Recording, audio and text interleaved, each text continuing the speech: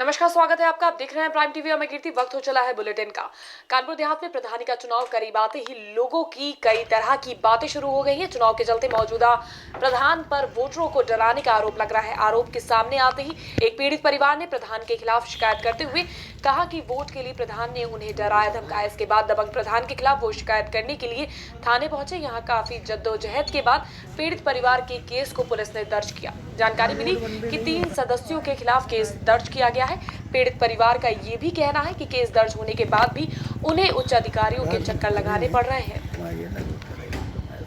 हमारे लड़के के खिलाफ जो है पहले इन लोगों के खिलाफ जो है कार्रवाई की और इसके बाद में हमारे लड़के को जो है ये बाहर पड़ता है तो ये प्रधान जो है ये हमारे बच्चे के साथ जो है कई मतलब दुष्कर्म का आरोप लगाकर हमारे बच्चे का छेड़खानी का जो है मुकदमा लगा दिया है। अभी एसपी साहब से मिले, हमने कहा कि ये न्यायालय जो पहुँचे तो जो है एसपी साहब ने कहा कि जो है तुम्हारी जांच होगी। फर्रुखाबाद में अपर महानिदेशक जय नारायण सिंह ने गुमशुदगी के मामले को लेकर फैसला सुनाया है। अपर महानिदेशक ने कहा कि महिलाओं और बच्चियों के गायब होने पर अब से एफआईआर दर्ज की जाएगी। पुलिस लाइन में राजपत्रित अधिकारियों के साथ बैठक के इस मामले पर चर्चा हुई और फैसला लिया गया। इसी के साथ पुलिस अधिकारियों को निर्देश दिया गया कि सभी थाने के वाहनों के अलावा पीआरबी वाहन थाना क्षेत्र के ग्रामीण इलाकों में भ्रमण करेंगे। इसके अलावा एक और मामले में आरोपी सपा जिलाध्यक्ष नदीम फारूकी की गिरफ्तारी को लेकर भी कुछ बातें कही गई हैं। तो जिला स्तर की कार्रवाई जाते हैं, आपको एसपी साहब बताएंगे। मैंने तो पूरी रूप से बता दिया कि जैसे ही आपने देखा ना कि जैसे भी उसमें फेसबुक भी आता है, सोशल मीडिया पर भी अगर किसी पर कोई अभद्र टिप्पणी बनती है तो उस पर भी तत्काल किसी भी रूप में पिछले 11 महीने से मैं भी यहाँ पर हूँ, किसी भी थानाध्यक्ष को अपराध बढ़ने के आधार पर हम लोग जाते हैं या ज़्यादा रजिस्ट्रेशन के आधार पर कोई कार्रवाई नहीं है। एफआईआर तत्काल दर्ज की जाए और उसके बाद कहते हैं तत्काल कार्रवाई की जाए और ये स्पष्ट रूप से निर्देश है। उसी संदर्भ में महिला उत्पीड़न संबंधी भी मैंने पहला बिंदु यही मैंने कहा था कि अब सभी प्रकरण में एफआईआर दर्ज होगा। अगर फेसबुक पे टिप्पणी किए हैं, सोशल मीडिया पे किए हैं, उस पर भी एफआईआर हम दर्ज करके कार्रवाई करेंगे। बिजनौर में अपराधियों पर अंकुश लगाने के लिए पुलिस अभियान चला रही है। अभियान के तहत पुलिस ने एक गैंगस्टर की जमीन को जब्त कर लिया। प्रशासन ने गैंगस्टर और उसके साथियों की लगभग 20 करोड़ की संपत्ति को जब्त किया है। डीएम के निर्देश पर पुलिस की टीम इनामी गैंगस्टर और अपराधियों के खिलाफ अभियान चला रही है और इसमें पुलिस को सफलता हाथ लगी है। गैंगस्टर के खिलाफ इस कार्रवाई से बाकी के अपराधी काफी दहशत में हैं। जो है एक वकील कुरैशी नाम का व्यक्ति है जिसके ऊपर कई तरह के आपराधिक मुकदमे दर्ज थे। इसका एक अपना अवैध स्रोतों से कमाई हुई धन का एक गैंग चल रहा था जिसमें वकील अहमद, इसके साथ ही इदरीस अहमद और शमीम अहमद जो वर्तमान में इसी मुकदमे में जेल में बंद हैं।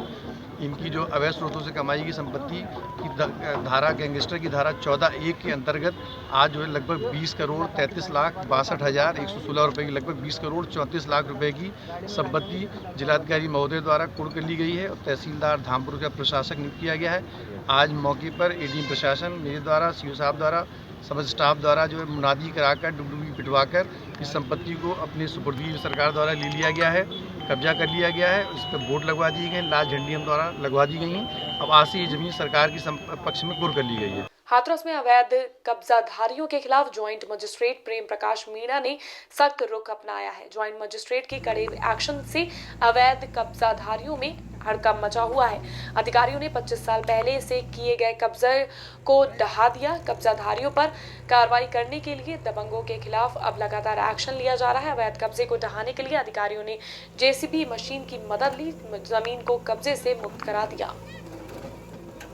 देखिए, 2 मामले थे, एक ग्वारव और एक नगला चौक का मामला था। एक जगह हरिजन आबादी के लिए सुरक्षित भूमि पर मुझे लगता है करीब 25-30 साल से अवैध कब्जा कर रखा था। उनको कई बार निवेदन भी किया गया था कि अवैध कब्जे को छोड़ दें और आज उसी क्रम में पुलिस और प्रशासन ने साथ में मिलकर उस अवैध कब्जे को हटवाया है नियमानुसार। और यही प्रकरण नगला जौ में था। यहाँ पर खाद के गड्ढों पर अवैध रूप से दीवार बनाकर और उस पर अस्थायी रूप से अतिक्रमण किया गया था। नागरिक उड्डयन मंत्री नंद गोपाल नंदी अपने 2 दिवसीय दौरे पर कौशाम्बी पहुंचे। यहाँ उन्होंने लव जिहाद पर कानून को लेकर अपनी प्रतिक्रिया दी। उन्होंने कहा कि किसी का जबरन धर्म परिवर्तन कराकर शादी करने का कोई अधिकार नहीं है। विपक्षियों के पास कोई मुद्दा नहीं है, इसलिए वो इस कानून को लेकर हंगामा कर रहे हैं। दिल्ली एनसीआर में भी जेवर एयरपोर्ट बनकर तैयार हो गया है। किसी भी व्यक्ति को ये आज़ादी नहीं है कि किसी का शोषण करे, उसका धर्म परिवर्तन करे। ऐसे सख्त से सख्त कानून बनाने में माननीय मुख्यमंत्री जी, माननीय योगी आदित्यनाथ जी की सरकार कहीं पीछे नहीं है, जिससे आम जनमानस को न्याय मिले। इसके लिए आप देखिए, भू माफिया, एंटी रोमियो, ऐसे बहुत सारे शराब माफिया, सब पर सख्त कार्रवाई की जा रही है।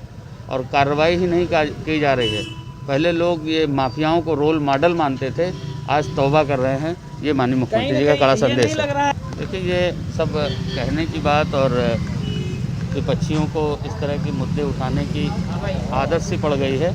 उनको मालूम है कि माननीय मुख्यमंत्री जी, माननीय प्रधानमंत्री जी सबका साथ, सबका विकास, सभी को साथ लेकर के चल रहे हैं, सबका विकास कर रहे हैं। कासगंज के थाना सिद्धपुरा क्षेत्र में तमंचे के बल पर कुछ अज्ञात चोरों ने लाखों की लूट को अंजाम दिया। तमंचे के बल पर शातिर चोरों ने 1 लाख रुपए की लूट की और वहां से फरार हो गए। लूट की घटना को गंभीरता से लेते हुए एसपी ने शातिर चोरों की गिरफ्तारी के लिए टीम का गठन कर दिया है। इसी कड़ी में पुलिस टीम को सफलता हाथ लगी है। टीम ने 2 शातिरों को गिरफ्तार कर लिया है।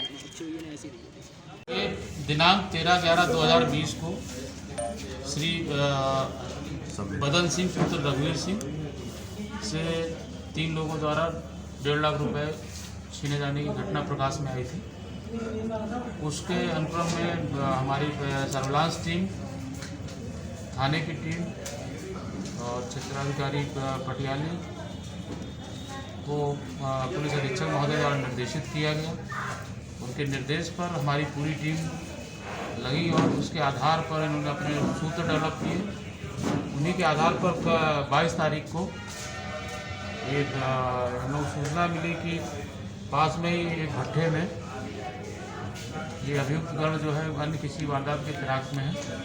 इसी के आधार पर उनके द्वारा वहाँ पर दबिश दी गई, जिसमें उनके द्वारा पुलिस पार्टी पर फायरिंग भी की गई और किंतु पुलिस के द्वारा अपने साहस का परिचय देते हुए इन अभियुक्त गणों की गिरफ्तारी की गई। संत कबीर नगर की धनघटा पुलिस और आबकारी विभाग की टीम ने मिलकर अवैध शराब के खिलाफ कार्रवाई की। संयुक्त टीमों ने एक मांझा क्षेत्र में भारी मात्रा में लहन को नष्ट किया और 45 लीटर कच्ची शराब को भी जब्त कर लिया है। शराब की जखीरे के साथ पुलिस ने एक तस्कर को भी गिरफ्तार किया है। शराब तस्करों पर शिकंजा कसने के लिए पुलिस लगातार कई इलाकों में अभियान चला रही है।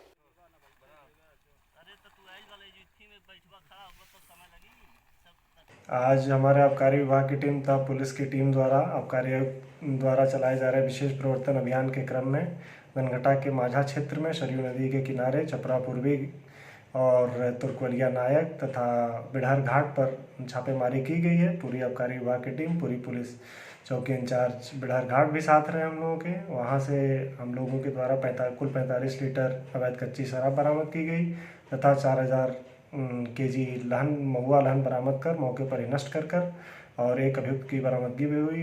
एक अभियुक्त गिरफ्तार भी किया गया है, जो कि थाना धनघटा में FIR दर्ज उसके विरुद्ध करा दी गई है। झांसी के चिरगांव के छिरौना नहर के पास ट्रैक्टर ने दंपत्ति को टक्कर मार दी। गाड़ी की इस टक्कर से दोनों लोग गंभीर रूप से घायल हो गए। पुलिस मौके पर पहुंची और घायलों को आनन में चिरगांव स्वास्थ्य केंद्र में भर्ती कराया गया, लेकिन यहां डॉक्टर ने दोनों को मृत घोषित कर दिया। इसके बाद पुलिस ने फौरन एक्टिव होते हुए घटनास्थल पर पहुंचकर गाड़ी को जब्त करते हुए फरार चालक के खिलाफ कार्रवाई शुरू कर दी है। देखिए, चिरगांव में रेलवे स्टेशन के पास जानकारी प्राप्त हुई थी कि रेलवे स्टेशन के पास में मोटरसाइकिल से लखन सिंह दांगी आ रहे थे। ये बांडेर के रहने वाले हैं। इनके साथ इनकी पत्नी राममूर्ति थी। किसी ट्रैक्टर के इसकी टक्कर हुई है और उसमें जो है इनकी मौत हो गई है। अभी जांच की जा रही है, उसी हिसाब से विश्लेषणात्मक कार्रवाई की जाएगी। संत कबीर नगर के हैंसर ब्लॉक में किसानों ने लेखपाल पर धन उगाही करने का आरोप लगाया है। परेशान किसानों का कहना है कि फसलों को हुए नुकसान के बाद प्रशासन से मुआवजे की मांग की गई, लेकिन काफी समय बीत जाने के बाद भी किसानों को फसलों का मुआवजा अभी तक नहीं मिल पाया है। इसलिए अब किसानों ने प्रदर्शन करते हुए लेखपाल के खिलाफ कार्रवाई की मांग की है। मुंडेरा राय के निवासी हैं। ग्राम जितुआपुर बेचिरागी मौजा है, जो बाढ़ क्षेत्र में आया था, सरकार द्वारा उसके लिए अनुदान रूप में किसानों को पैसा आया है। वह पैसा कुछ लोगों को मिला, कुछ लोगों को नहीं मिला। हम लोग उसमें नहीं पाने के वजह से प्रेस के सामने ये अपना बयान पर प्रदर्शन वही है। लेखपाल उल्टा सीधा बात करते हैं, कभी कहते हैं वेबसाइट बंद हो गई, कभी कहते हैं भूल जाओ उसको। 100 रुपये लेकर सभी लोगों से ग्राम प्रधान सुनील राय के दरवाजे पर कागज़ जमा करवाए।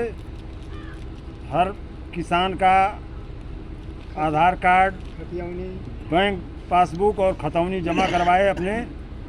एक यही हमारे गांव के बगल का उनका मुंशी है फूलचंद यादव, वही लेखपाल के द्वारा भेजा हुआ था।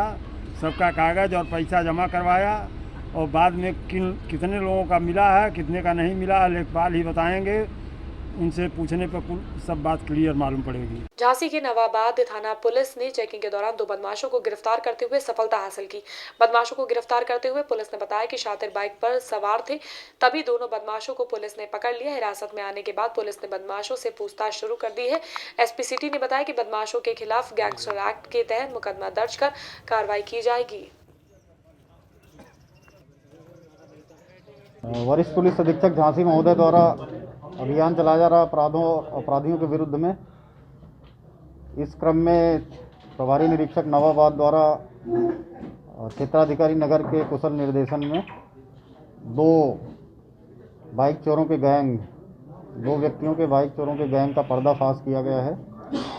5 गाड़ियां बरामद हुई हैं